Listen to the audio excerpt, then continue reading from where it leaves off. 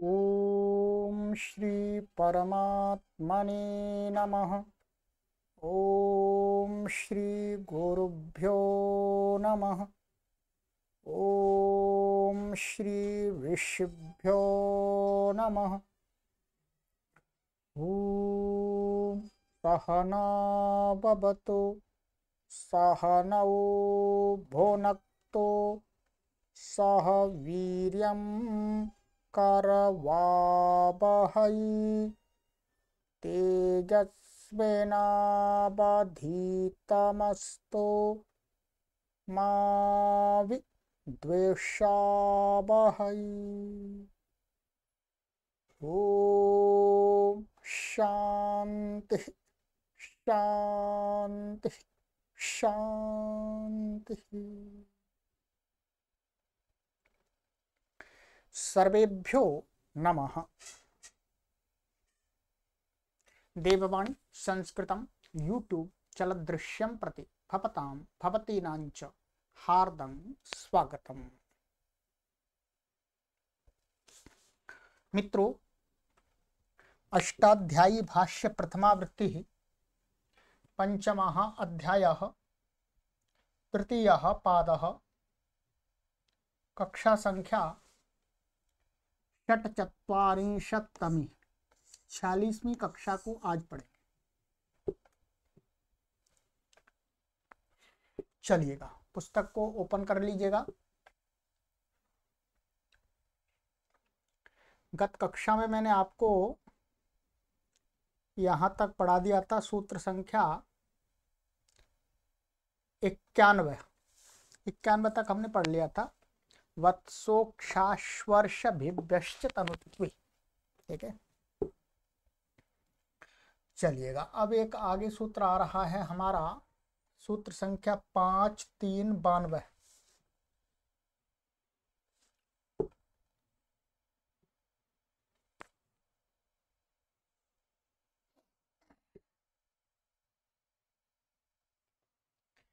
किं यत्तदो निर्धारणे द्वयोरेकस्य डतरच।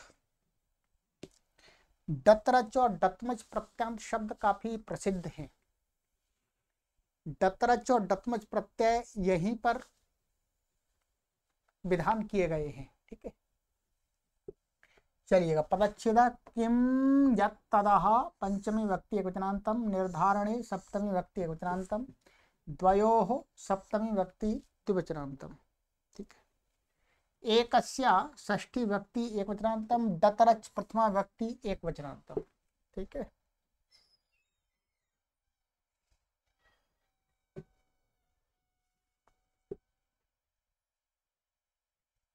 समासः किं च यच्च तच्च किं यत्तत् तस्मात् किं यत्ततः तदः। समाहारो द्वंद्व, समाहार द्वंद्व समास होगा। किम, यत और तद, ये तीन शब्द हैं। अनुवृत्ति इसमें आ रही है तद्धिताः ज्ञाप प्रातिपदिकात् प्रत्ययः परश्च, ठीक है। अर्थः किम यत् तत् इत्येतेभ्यः प्रातिपदिकेभ्यो द्वयोरेकस्य निर्धारणे डतरच प्रत्ययो भवति। कहते हैं किम और यत् और तद, इन प्रातिपदिकों से किसी दो में से एक का पृथक्करण करना हो। निर्धारण का अर्थ होता है दो या दो से अधिक में से किसी एक को बताना हो, पृथक करना हो, गुण के माध्यम से या किसी भी प्रकार के माध्यम से। तो यहाँ कह रहे हैं दो में से एक को बताना हो, बहुतों में से नहीं, दो में से। तो किम और तद और यत शब्द से क्या प्रत्यय हो जाता है? डतरच। डतरच प्रत्यय शब्द से आया हुआ है, तो क्या हमको ज्ञात होगा कि ये शब्द डतरच प्रत्यांत है, इसलिए दो में से किसी एक को अलग कर रहा है, एक को बता रहा है, ठीक है। आइएगा, जैसे उदाहरण दिया यहाँ पर, कतरो भवतोः कठः। दो व्यक्ति खड़े हुए, ठीक है। तो कोई व्यक्ति पूछ रहा है कि आप दोनों में से निर्धारण क्या रहा है, कौन सा कठ है, माने कठ शाखाध्यायी कौन है। ठीक है, तो यहाँ पर दो में से पूछा जा रहा है, दो खड़े हैं उनमें से भाई उसको पता नहीं है कि कौन सा कठ है, तो पूछ रहा है भवतोः कतरः कठः। तो यहाँ पर किम शब्द से डत्रच होकर के कतरा बन गया। ठीक है, एवं यतरः ततरः, ऐसे ही आप दो में से जो कठ है तो यतरः कठः ऐसा आ जाएगा। वाक्य जब कहीं होगा आप प्रसंग में तब अपने आप समझ में आएगा, पर ये इतना ध्यान रख लेना है कि दो के निर्धारण में ही इन शब्दों से डत्रच प्रत्यय होता है।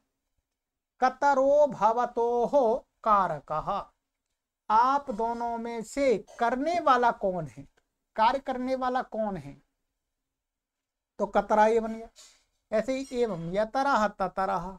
ठीक है, कतरो भवतोः पटुः, आप दोनों में से कौन सा चालाक है। एवं यतरः ततरः, आप दोनों में से जो चालाक है, माने यतरः भवतोः पटुः ततरः अत्र आगच्छतु। इसको पूरे को यदि मिलाएंगे तो क्या करेंगे, कतरः भवतोः पटुः यतरः भवतोः पटुः ततरः अत्र आगच्छतु। आप दोनों में से कौन चालाक है, जो आप दोनों में से चालाक है वह यहाँ आ जाए। इस तीनों वाक्य शब्द का प्रयोग करके इस प्रकार से अर्थ निकल के आ जाता है, पर आवश्यक नहीं है कि इन तीनों शब्दों का यतरः ततरः कतरः का एक ही वाक्य में प्रयोग हो भी सकता है, नहीं भी हो सकता है। ठीक, अब यहाँ पर सिद्धि में कुछ विशेष नहीं है। ठीक है, फिर भी मैं यहाँ गुरुजी ने जो लिखा है उसको पढ़ करके आपको और बता देता हूँ। किम यत् तद, इन शब्दों से एक दो में से एक का निर्धारण मन पृथककरण अर्थ में डत्रच प्रत्यय होता है। जैसे कतरो भवतोः कठ, आप दोनों में से कतर कौन है, माने कौन कठ है। यहाँ दो में से एक कठ का प्रश्न होने से स्पष्ट ही निर्धारण माने पृथककरण है, सो डत्रच हो गया। इसी प्रकार यतरो भवतोः कठः, आप दोनों में से जो कठ है, ततरो भवतो कठ, आप दोनों में से वह कठ है। इस प्रकार से दिखा दिया है। ठीक है, भी जाने किम डत्रच, यहाँ पर सिद्धि में थोड़ा सा ये है, सिद्धि वैसे आती है आपको, क्या लिखा है ये किम शब्द है और डत्रच प्रत्यय हो गया, तो ऐसा करेंगे किम सु ले आएंगे। ठीक है, कोई बात नहीं है, सु दिखाया नहीं है, सु ला करके भी प्रत्यय हो सकता है और सीधा प्रातिपदिक से भी हो सकता है। तो किम सु अथवा किम से डत्रच प्रत्यय आ जाएगा, और फिर क्या है, डकित संज्ञा चकित संज्ञा अतर बचेगा। डित होने से टेह से क्या टी का लोप हो जाएगा, इम भाग का लोप हो करके का इतर कतर स्वादित्पत्ति करके कतर। ऐसे ही यद का टी का लोप हो जाएगा तो या अतर यतर, तदा अतर या तदा अद का लोप हो जाएगा ता अतर ततर बन गया। तो ये हो गया आपको। यहाँ पर एक टिप्पणी लिखी हुई है, मैं पढ़ के आपको बताता हूँ। ठीक है, क्या टिप्पणी यहाँ लिखी हुई है, जो 1 नंबर लिखा हुआ है।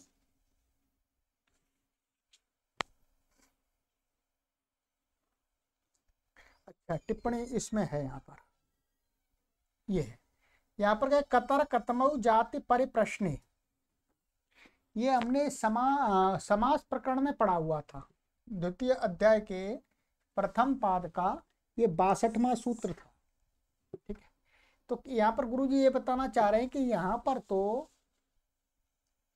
निर्धारण में क्या है, निर्धारण में मन दो के निर्धारण में एक, दो के निर्धारण में एक को अलग करने के अर्थ में डत्रच का है, परंतु ये जत्र कहते हैं कतर और कतम शब्द जाति के परिप्रश्न में ज्ञापक से डतरच उत्तर सूत्र में भी अनुवर्तित होता है, अतः सच परिप्रश्न विषय का एवं संबंधित। माने जाति परिप्रश्न में जो आगे का सूत्र आ रहा है ये केवल क्या है, डतमच करता है। डतरच तो एक के निर्धारण में हुआ है, यहाँ बहुतों में से एक का निर्धारण हो, परंतु वो भी जाति संबंधी अथवा जाति संबंधी प्रश्न का हो। तो कह रहे डतरच भी इसमें होता है। वहां कतर कतम जाति परिप्रश्ने, वहां पर कहा है जाति परिप्रश्न में कतर और कतम शब्द होने चाहिए। तो कतर शब्द का तो विधान ही नहीं किया, डतर प्रत्यय का तो दो में से एक के निर्धारण में किया है, परंतु वहां कह रहे हैं समास कर रहे हैं, तो इसका मतलब महर्षि पाणिनि जी डतरच की अनुवृत्ति सूत्र में भी लेके आ जाते हैं, ये कहना चाहते। चलिएगा आगे का सूत्र है वा बहूनाम जाति परिप्रश्ने डतमच। वा अव्यपदम बहूनाम षष्ठी व्यक्ति बहुवचनांतम जाति परिप्रश्ने सप्तमी व्यक्ति एकवचनांतम डतमच प्रथम व्यक्ति एकवचनांतम। समास जातिश्च परिप्रश्नश्च जाति परिप्रश्नम तस्मिन् जाति परिप्रश्ने समाहार द्वंद्वः। ठीक है, कहते हैं परिप्रश्नश्च प्रत्यासत्ते जातेरेव गृह्यते। कहते हैं जो परिप्रश्न शब्द है, परिप्रश्न माने प्रश्न पूछना, तो प्रश्न पूछना माने किसी के भी विषय में प्रश्न पूछना नहीं। कहते हैं प्रत्यासत्य माने समीप। ठीक है, माने समीप का ही ग्रहण होता है। इस न्याय से कोई बात कहीं कही जाए तो वहीं आसपास वो चीज है, वहां तो उसी का ग्रहण होता है। ठीक है, दूर का ग्रहण नहीं होता। तो कह रहे हैं यहाँ पर प्रश्न किसके विषय में, तो प्रत्यासत्ति और समीपता। समीप में कौन सा शब्द है, जाति, तो जाति का ही प्रश्न होना चाहिए, जाति विषय। ठीक है, के लिए एक लौकिक न्याय देते हैं, जैसे यदि हमारे पास में एक रिक्शा वाला खड़ा है थोड़ी दूर, मानिएगा मैं यहां खड़ा हुआ हूं, 10 मीटर पर एक रिक्शा खड़ा हुआ है। ठीक है, और कुछ रिक्शा वाले बहुत दूर खड़े हुए हैं, 100 मीटर पर, 200 मीटर पर।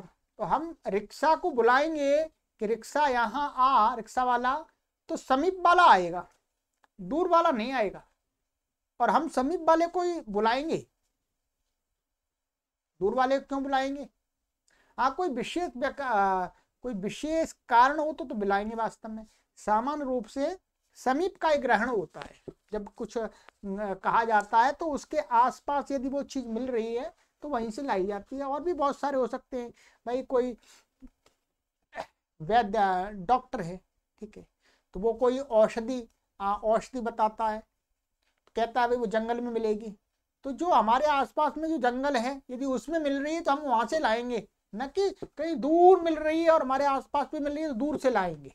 ठीक है, तो ये लौकिक न्याय है कि जब भी कोई बात कही जाती है तो उसको समीप में ही देखना होता है।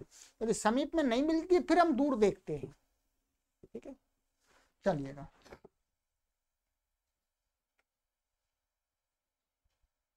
तो अब कहते हैं ये अर्थ का अनुवृत्ति आ रही है इसमें। किम यत् तदो निर्धारणे एकस्य तद्धिता ज्ञाप्रातिपदिकात् प्रत्ययः परश्च।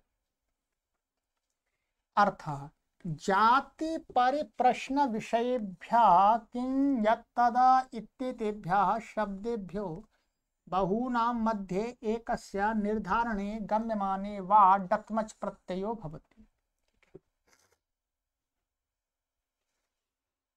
कहते हैं जाति परिप्रश्न विषयक, माने एक तो जाति को और जाति के विषय में कोई प्रश्न पूछा जा रहा हो, तो इन शब्दों के विषय वाले और किम यत् तद शब्द होंगे तो बहूनाम मध्य, मान बहुतों के बीच में से एक का निर्धारण गम्यमान हो रहा हो। ठीक है, जाति अथवा जाति पर प्रश्न विषय के शब्द होने चाहिए उससे संबंधित, और बहुतों में से एक का निर्धारण किया जा रहा हो, दो में से नहीं। तो क्या है, विकल्प करके डतमच प्रत्यय हो जाता है। पक्ष में क्या होगा, तो पक्ष में कहते हैं सर्वनाम शब्देभ्यो कच प्राप्ते पक्षे सा एव भवति। कहते हैं ऊपर से अव्यय सर्वनाम नाम कच प्राप्ते चल ही रहा था अधिकार उसका, तो क्या हो जाएगा, जब विकल्प से डतमच नहीं होगा तो पक्ष में क्या हो जाएगा, अकच हो जाएगा, क्योंकि सर्वनाम शब्द है किम यत् तद, ठीक है, तो वो हो जाएगा। अच्छा इतना, चलिए अब बाद में बता देंगे फिर आपको। तो जैसे कतमो भवताम कटः, अब यहां पर क्या है, यहां पर कठ माने कठ शाखा को पढ़ने वाले लोगों का समुदाय, ठीक है। तो कठ शब्द को यहां पर जातिवाचक माना गया है। तो कहते कतमो भवताम कठः, आप सब में से कठ कौन सा है। तो ये क्या है, कठ जाति पर प्रश्न वाला हो गया, जाति पर प्रश्न वाला हो गया, तो इसलिए किम शब्द से डतमच होकर के वहां कतर बन रहा था, कतमह बन गया, ठीक है। ऐसे यतमो भवताम कठः, तो आप सब में से जो कठ है, सा का आगच्छतु, सा का आगच्छतु ये अकच का दिखा दिया, तद से वह आए। आप सब में से कौन सा कठ है, जो कठ है आप में से वो यहां आए, वो आए, ये वाक्य बना दिया। ये क्या है, सकह, यहाँ ततमा भी हो सकता है, ध्यान रखेंगे, क्या हो सकता है, ततमा,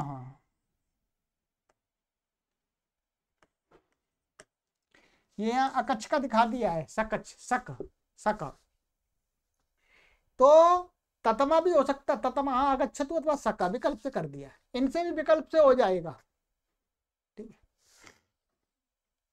परंतु यहां पर यदि किम से अकच करते हैं तो कोई भेद नहीं आता, कह ही बनता है, क्या बनता है, कह ही बनता है। और यहां पर भी अकच करते हैं तो यहां पर यकह बनता है, ये सका बना तो यत से यकह बनता है, उसका भी अर्थ यही होगा जो डतमच का है। अब आइएगा, अब कहते हैं यहां पर जातिश्च परिप्रश्नश्च जाति प्रश्नम, माने जाति और परिप्रश्न, ये इसका वो अर्थ बता रहे हैं, कुछ नहीं विशेष पहले ही बता दिया था ये। जाति परिप्रश्न अर्थात जाति एवं जाति संबंधी प्रश्न पूछने के विषय में किम यत तद शब्दों से बहुतों में से एक का निर्धारण गम्यमान हो तो विकल्प से क्या होता है, डतमच प्रत्यय हो जाता है। दो में से एक के निर्धारण में पूर्व सूत्र से डतरच प्रत्यय कहा था, यहां बहुतों में से एक के निर्धारण में डतमच कह दिया, दो के निर्धारण में डतरच, बहुतों के निर्धारण में डतरच। पक्ष में किम यद तद के सर्वनाम होने से अकच प्रत्यय भी होगा, पर दो के निर्धारण में करेंगे तो अकच नहीं होगा, ध्यान देंगे, क्योंकि वो तो नित्य है, वो विकल्प नहीं। अब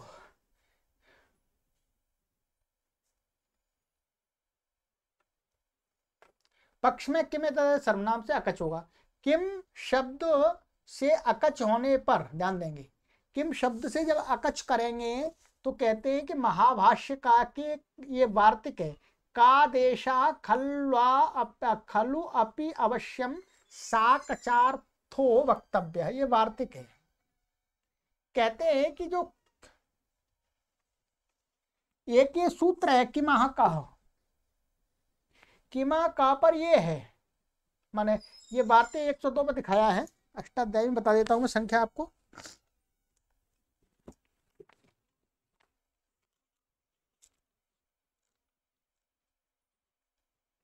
ये त्यदादि नाम, ये जो वार्तिक है ये त्यदादि नामावर है, ठीक है। तो यहां पर ये कहा है कि का देशा खलु अपि अवश्यम साकचार्थो वक्तव्य है, इसके आगे ये सूत्र है किमः का, तो कहा किम के स्थान में विभक्ति के पर्यतिक का आदेश हो जाता है। तो कहते हैं किम शब्द को तो का आदेश होगा ही, परंतु कहते हैं यदि किम शब्द को कभी अकच प्रत्यय हो जाए तो उस अकच सहित किम शब्द को भी का आदेश कहना चाहिए। इसका तात्पर्य क्या हुआ, अकच ले आएंगे तो भी कह रूप बनेगा और अकच नहीं लाएंगे तो भी कह रूप बनेगा। वार्त क्या कहता है, कादेश माने ये कादेश है वो खलमा निश्चित रूप से भी ही, अपि माने भी ही, अवश्य माने अवश्य, साकचार्थम माने अकच सहित वाले के लिए कहना चाहिए ये कह। ठीक है, तो इससे क्या होता है, सो अकच पक्ष में भी कहा भवताम कठा ऐसा बन जाएगा। ठीक है, तो अकच, ये अकच का ले ले चाहे वैसा ले ले समान बन रहा है, सामान में वैसे लेंगे का किम का रूप भी कहा का के चलता है। ठीक है, रूप ही होने का, तो ता अकच ता आदा, और यहां पर क्या हो जाएगा, ये सका बना रहे हैं। चलिएगा, सका बनाने से पहले हम ये बना लेते हैं, ये डतमच वाला सरल है वैसे। कतमा ये क्या हो जाएगा, किम, और डतमच हो गया आपका चा डा, अतम हो गया। ठीक है, अतम हो गया। अब यहां पर टी का लोप हो गया, क्या टी का लोप हो गया, टेह से डित है, टी का लोप हो गया तो का बच गया, ये तो कातम बन गया तो कतमा बन गया। ऐसे ये जैसे यतमा बन जाए टी का लोप करके, ये बता रहे सका, सका का यहां देख लेते हैं। ठीक है,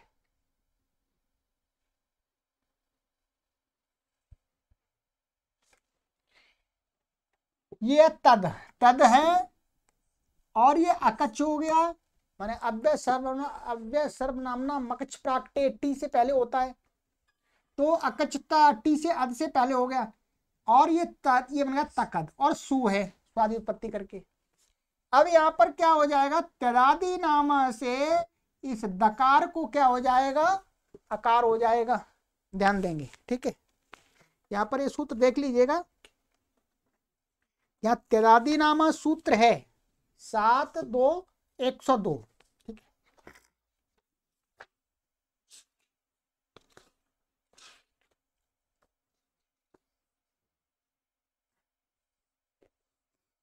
यहां पर एक सूत्र है, तदादि नामा से दकार को आकार हो गया तो क्या हो जाएगा, ये ता और आ मिल गया इसमें, ता का,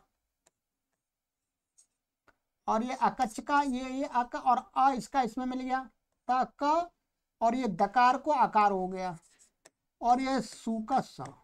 ठीक है, अब यहां पर क्या अतो गुणे लग करके इसको क्या हो जाएगा, पर रूप हो जाएगा।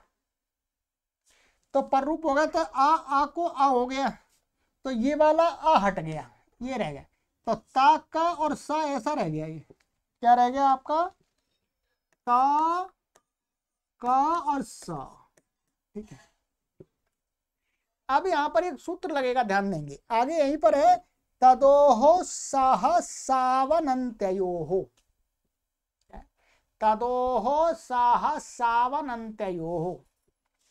ये क्या कहता है, ये कहता है आपका तदादि नाम अनंतयोः तकार दकारयोः स्थाने सकारादेशो भवति सौ परतः। सौ का अर्थ है सु के परिणत, यहाँ पुस्तक में देख लीजिएगा। ठीक है, ये 106वां सूत्र है, 7-2-106। ठीक है, तदोहो साह सावनंतयोः, अर्थात तदादि जो शब्द हैं उनका जो अनंत माने अंतिम तकार दकार नहीं, अंतिम अब ये जैसे ये क्या है, ये तदादि शब्द था तद, तो ये जो त है ये क्या अनंत है, माने अंत में नहीं है, अंत में तो यहाँ पर आ रहा है, तो उस अनंत तकार अथवा दकार, दकार तो नहीं है यहाँ पर, तकार को स हो जाता है।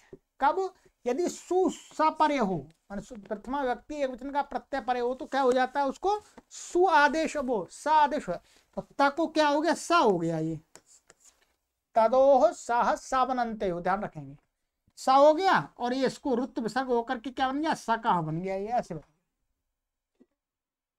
ये हो गया। कतमा आदि में कुछ भी विशेष ने टीका लोप कर दिया, मैंने आप कर दिया। कतर कतमऊ जाति पर प्रश्न के ज्ञापक से जाति पर प्रश्न में डतरच प्रत्यय भी हो जाएगा।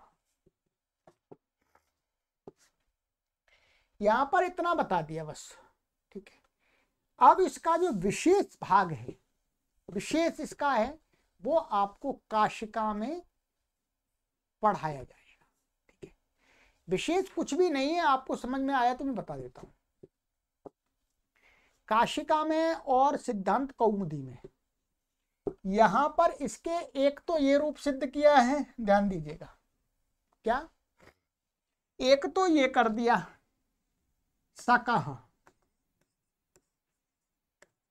और एक दूसरा रूप क्या बन गया, तामाह। ये डतमच का हो गया, ये अकच का हो गया, ठीक है। अब एक रूप इसका साह, साह भी बनता है यहां। कहते हैं कि पीछे जो हमने आपको चौथे अध्याय के प्रथम पाद में एक सूत्र पढ़ाया था, समर्थानाम प्रथमाद वा, क्या ध्यान दीजिएगा, समर्थानाम प्रथमाद वा, ये पढ़ाया था। तो जो वा था वो उस वा को क्या माना था, महाविभाषा, माने सबसे बड़ी विभाषा माना था, वो बहुत लंबी चली थी। कह रहे यहां पर भी महाविभाषा की अनुवृत्ति आ जाती है, ऐसा वह कहते हैं। महाविशा, एक तो ये वाला वा है इसका, इसने विकल्प कर दिया, पक्ष में अकच हो गया। कहते हैं जो पीछे वाली महाविभाषा आती है, समर्थानाम प्रथमाद वा वाली, तो जो वो वा है वो कहता है कि इन अर्थों में ही प्रत्यय नहीं होता है, और विकल्प से ये प्रत्यय होते हैं, अकच और ये डतमच। तो जब प्रत्यय नहीं होगा तो क्या पक्ष में बन जाएगा, बोलो, सारूप जैसा बन जाएगा, तद का सा बनता है, तद का क्या बनता है, सा बनता है। अब क्या है, ये तद है आपका, सु आ गया।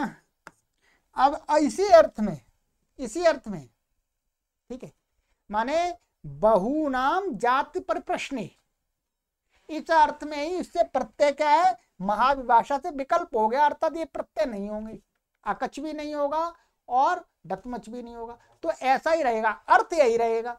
तो क्या होगा, अब यहाँ तिदादी नामा से इसको आकार हो गया, अतो गुण से इसमें ता में ये वाला अब मिल गया, ठीक है। तो क्या बन गया आपका, ता और ये सा।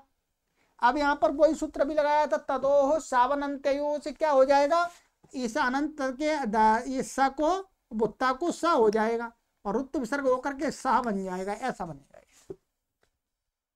ये आपको वहां 7वें अध्याय के 106वां सूत्र जरूर देखना होगा, मैंने पढ़ के बता दिया है, बाकी समझा भी दिया है। चलिएगा, ये हो गया, ये वार्तिक भी मैंने समझा दिया आपको, ये हो गया। तो ये हो गया आपका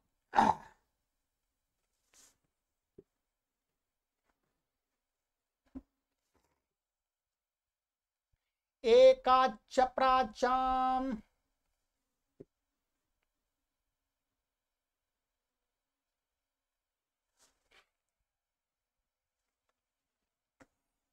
एकात् पंचमी व्यक्ति वचनांतम चा अव्यपदम, प्राचाम षष्ठी व्यक्ति बहुवचनांतम, अनुवृत्ति बहूनाम डतमच निर्धारणे एकस्य डतरच तद्धिता न्याप्रात्रिकात् प्रत्यय परश्च, इनकी अनुवृत्ति आ रही है, ठीक है।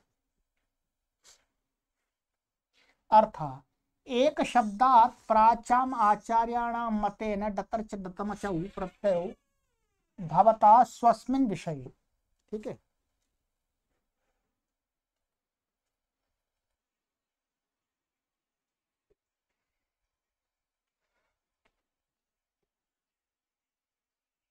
तो कहते हैं कि एक शब्द से प्राचाम आचार्याणाम मतेन, माने प्राचीन प्राच्य आचार्यों के मत में क्या है, डतरच और डतमच दोनों प्रत्यय हो जाते हैं स्वस्मिन विषय, क्योंकि यहां पर स्वस्मिन विषय माने डतरच का है दो के निर्धारण में और डतमच का है बहुनाम जाति पर प्रश्न मुख्य रूप से। ठीक है, तो जो जो अपने अपने विषय में कहें उस विषय में ये एक शब्द से भी हो जाता है। जैसे एक तरो भवतोर देवदत्ता, ये हो गया एक तव डतरच, आप दोनों में से कोई एक देवदत्त है। यहाँ प्रश्न तो ऐसा नहीं है, सामान्य तो आप दोनों में से एक देवदत्त है, तो एक शब्द से डतरच होकर के एक तरह बन गया, एक तमो भवताम देवदत्ता, आप सब में से कोई एक देवदत्त है। ठीक है, माने आप सब में से कोई एक देवदत्त कठ है, ऐसा आ जाएगा, जो जाति पर प्रश्न का प्रश्न भी आएगा इसमें। ठीक है,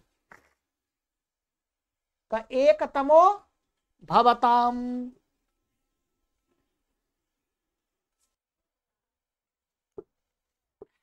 तो ये बन गया, तो टी का लोप हो जाएगा पूर्व के समान टेह से। ठीक है, बाकी कुछ भी नहीं है, यहाँ पे सामान्य है।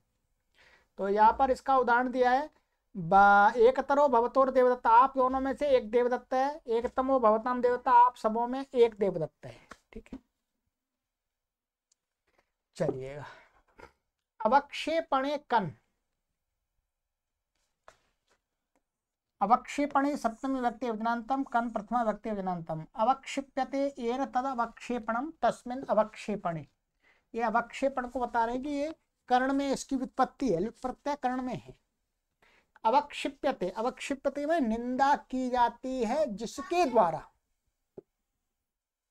माने जिस क्रिया अथवा जिस गुण के द्वारा निंदा की जाती है तदवाची शब्द को यहाँ अवक्षेपण कह रहे हैं। ठीक है, क्या तस्मिन अवक्षेपणे, तो ये लुट प्रत्यय कर्ण में दिखाया, ये न अनुवृत्ति तद्दिता न्याप्रात्पदिकात् प्रत्यय परश्च, ये दिखा दी अनुवृत्ति।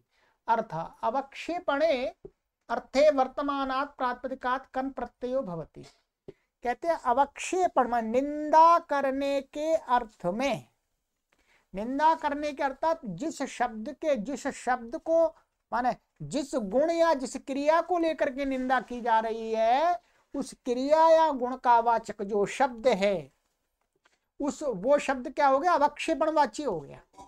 तो उस अवक्षेपण में अर्थ में वर्तमान जो प्रातिपदिक है उससे क्या होगा, कन प्रत्यय हो जाता है। ठीक है, स्वार्थ में, ये स्वार्थ में ही है, कोई अर्थ नहीं कहा, स्वार्थ में। उदाहरण व्याकरण है ना, नाम त्वम गर्विता, याज्ञिकेन नाम त्वम गर्विता। तो यहां पर क्या है, कोई व्यक्ति की निंदा की जा रही है। निंदा कैसे निंदा की जा रही है, कोई व्याकरण पढ़ लिया और अपने आप को बहुत अहंकारी माना, जी मैं सबसे बड़ा व्याकरण हूं, जी मेरे सामने कोई भी नहीं है, मैं ही साक्षात पाणिनि हूं। तो दूसरे लोग उसको कहेंगे ये देखो, ये व्याकरण अपने आप को, व्याकरण थोड़ा पढ़ के लिया इसने, तो ये अपने आप को मतलब पता नहीं क्या समझ रहा है। तो यहां पर व्याकरण, व्याकरण के माने व्याकरण रूपी उसका जो गुण है, ज्ञान है, उसके द्वारा मनुष्य की निंदा की जा रही है। तो जिसके द्वारा, जिस मनुष्य की जा रही है तदवाची शब्द से नहीं, जिस मनुष्य की जिसके द्वारा निंदा की जा रही है तदवाची शब्द से प्रत्यय होगा यहां पर। तो व्याकरण शब्द से कम प्रत्यय होकर के व्याकरण के तृतीय में दिखाया है। तो उदाहरण के माध्यम से, वास्तव में उदाहरण तो व्याकरण कम बन जाएगा। ऐसे याज्ञिक शब्द है, तो याज्ञिकेन माने याज्ञिक जो विद्या है उसके कारण से जो अपने आप को अहंकारी बन गया है। ठीक है, ऐसा। तो कन प्रत्यय हो गया और कुछ विशेष नहीं है इसमें। आप देखिएगा यहाँ पर गुरुजी ने दिखाया है नीचे,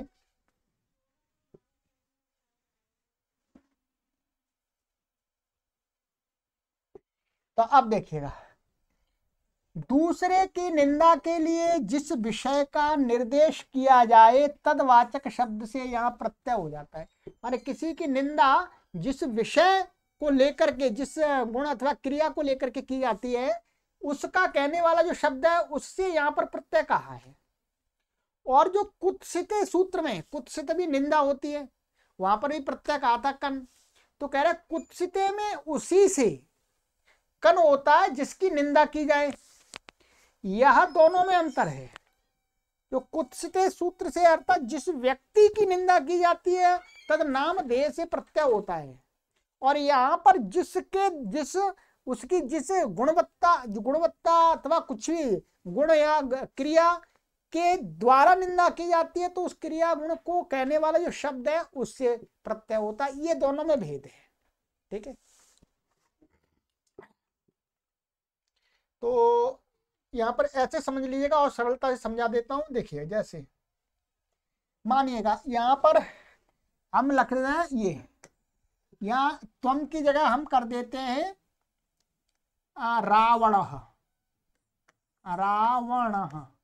ठीक है, इसको बना के देता हूं। व्याकरणेन नाम रावण गर्वितः, माने रावण को, मानिए रावण अपने आप को बहुत बड़ा, मैं व्याकरण हूं, इससे वो अपने आप को अहंकार दिखा रहा, अहंकारी बन गया है।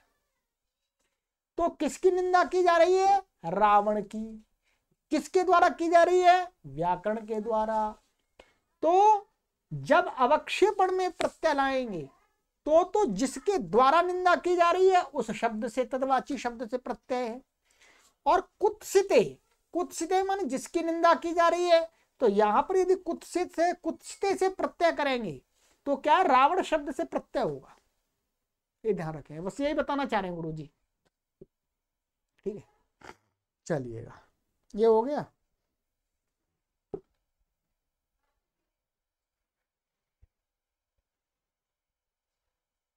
तो चलिएगा, आज की कक्षा में इतना ही करते हैं। और अब आपका जो हमारा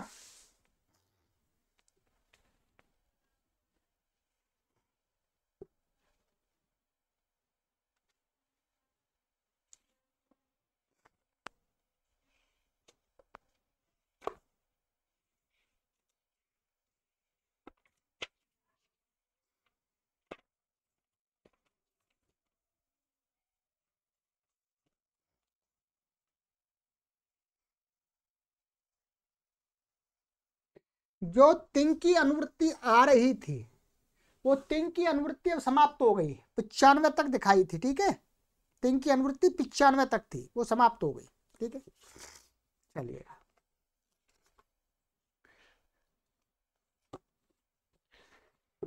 अब आगे की कक्षा में आएगा हमारा अगला सूत्र है इवे प्रतिकृतौ। ठीक है, चलिएगा। सर्वेभ्यो नमः।